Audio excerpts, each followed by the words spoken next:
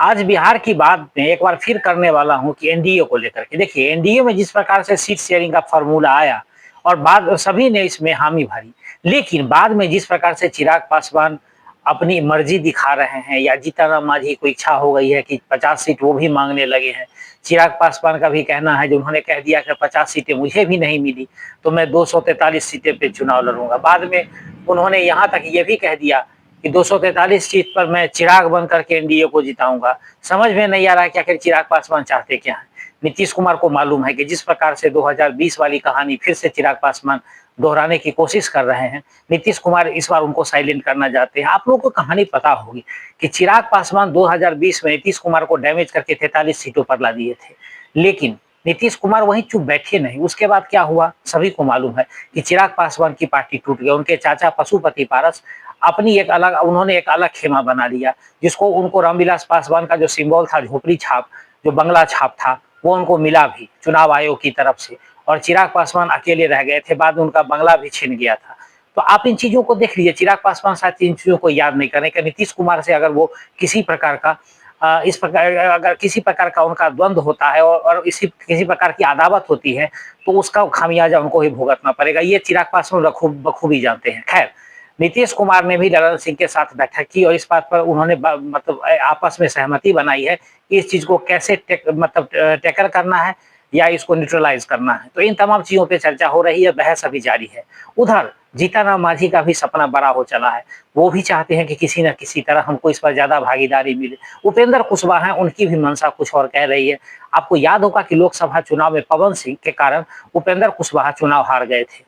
पवन सिंह को भाजपा ने आसनसोल से टिकट दिया था, लेकिन पवन सिंह वहीं के शाहाबाद से चुनाव लड़ गए थे। काराकाट से उस इलाके से चुनाव लड़ा था उन्होंने, और जिसके कारण उपेंद्र कुशवाहा को हार का सामना करना पड़ा। वहां से सीपीआई के उम्मीदवार जीत गए थे।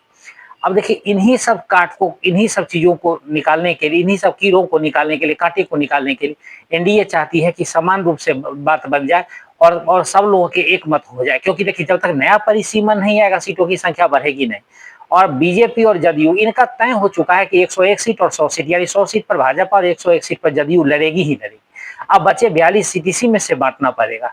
और नहीं, अगर सब लोग अलग अलग लड़ेंगे तो जो उनका सपना है, तो मैं बार बार कह रहा हूं कि अगर इस बार जैसे तीसरा ध्रुव बन रहा है प्रशांत किशोर को लेकर के, और जो बात बन रही है, तो इस स्थिति में अगर आप देखेंगे तो कहीं ना कहीं त्रिशंकु विधानसभा की ओर विधानसभा जा रहा है।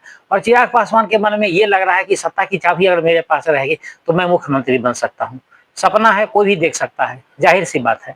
लेकिन बिहार की राजनीति हमेशा एक ही करवट नहीं लेती है, वो कई करवटें लेती रहती है। और इतना आसान नहीं है चिराग पासवान का जो मंसूबा है उसका पूरा हो जाना। क्योंकि जिस प्रकार से अभी राजनीति चल रही है बिहार की, उसमें कुछ कहना बड़ा ही असंभव लग रहा है। कि देखिए, उधर आरजेडी का भी स्थिति कुछ ऐसा अच्छा नहीं चल रहा है। यानी महागठबंधन की हम बात कर ले तो कांग्रेस किसी भी हालत में तेजस्वी को सीएम उम्मीदवार घोषित नहीं करना चाहती है। ये मुद्दा आज से नहीं, 2 महीने से चल रहा है। तेजस्वी चाह रहे हैं कि उनको किसी भी हालत में सीएम कैंडिडेट घोषित कर दिया जाए, जबकि उनके सहयोगी जो है वो घोषित नहीं करना चाह रहे हैं। और तेजस्वी यादव को भी ये लग रहा है कि क्या होगा आगे। उनके साथ ही मुकेश सहनी एक पेच बना हुआ है। कांग्रेस के लिए कभी होता है कि अभी साथ रहेंगे, कभी अलग लड़ेंगे। तो इस स्थिति को अगर आप देखें तो महागठबंधन के लिए भी बात सामान्य नहीं चल रही है। लेकिन फिर घूम फिर करके बात आती है एनडीए पर।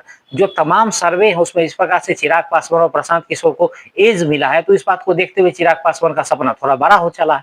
और इन्हीं सपनों को पूरा करने के लिए वो चाहते हैं कि उनको ज्यादा से ज्यादा सीटों की भागीदारी उनको मिले, ताकि वो अपना दमखम दिखा सके। लेकिन ऐसा होता हुआ दिख नहीं रहा है। मांझी ने भी कह दिया था कि चिराग पासवान को 20 से 25 सीटें मिलेंगी, और मैंने तो पहले ही कहा था कि 25 से 28 सीटें तक चिराग पासवान को एनडीए देने के लिए तैयार है।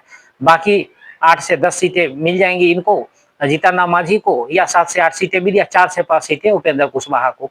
मैंने पिछले एपिसोड में भी कहा था। तो इससे साफ जाहिर होता है कि जो एनडीए मन बना चुकी है उसमें ये रहें या बाहर जाए। और उसमें एक और बात तो निकल के सामने आ रही है कि चिराग पासवान चाहते हैं कि जो एक राज्यसभा की सीटें थी वो उनकी माताजी को मिल जाए, वो सभा का सीट उनको मिल जाना चाहिए, एक एमएलसी उनको मिल जाना चाहिए। अगर एक राज्यसभा सीट मिलता है तो 7 एमएलए के बराबर होता है। तो अगर 28 मिलता है तो 35 हो गया, एक एमएलसी मिलता है तो 3 और जोड़ लीजिए, 38 के आसपास मिल जाता है। तो लमसम 40 के आसपास तो वो पहुंच ही जाते हैं और बीजेपी उनको करार भी कर चुकी है।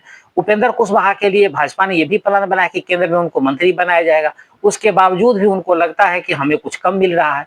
अब देखना ये बड़ा ही लाज़मी है कि इन लोगों को समझाने में कितना सफल होता है जो इनके एनडीए के जो बाकी घटक दल है, नीतीश कुमार इस पर क्या कदम उठाने वाले हैं। लेकिन नीतीश कुमार को गुस्सा तो जरूर आ रहा है कि जिस प्रकार से वो पेच फंसा रहे हैं, नीतीश कुमार इस प्रकार से लगातार चाहे नौकरी का मुद्दा हो या बिहार विकास का जितने भी तमाम बातें हो, उस पर जो कैबिनेट की बैठक हुई है उसमें भी 22 सूत्री कार्यक्रम पर भी मोहर लगा है। तो इन तमाम चीजों को अगर आप देखिए तो नीतीश कुमार अभी हर कदम पर ये चुनाव को देखते हुए ही अपना काम कर रहे हैं और सही दिशा में भी बिहार की राजनीति अभी जा रही थी। काम के मामले में अगर देखें, प्रधानमंत्री भी जब भी आते हैं तो कुछ ना कुछ दे के ही बिहार को जाते हैं, कोई ना कोई सौगात मिल ही जाता है। जो जिस बिहार को आज तक वंचित रखा गया, 70 सालों में वंचित रहा, लेकिन इस बार का जो कार्यक्रम रहा एनडीए का या इस कालखंड में कहे तो ज्यादा से ज्यादा बिहार की डिमांडें पूरी हो रही है। विशेष राज्य का दर्जा जहां नीतीश कुमार मांग कर रहे थे वो तो नहीं मिला, लेकिन जितना पैकेज मिला है उससे कम भी नहीं है। तो देखिए, विकास की बात तो सब अपनी जगह है, लेकिन सीट शेयरिंग भी एक बड़ा मुद्दा है। जहां सब कुछ सुलझ गया था, सारे नेशनल चैनल से लेकर सब लोगों ने बता दिया था कि क्या फॉर्मूला है, क्या सब कुछ है।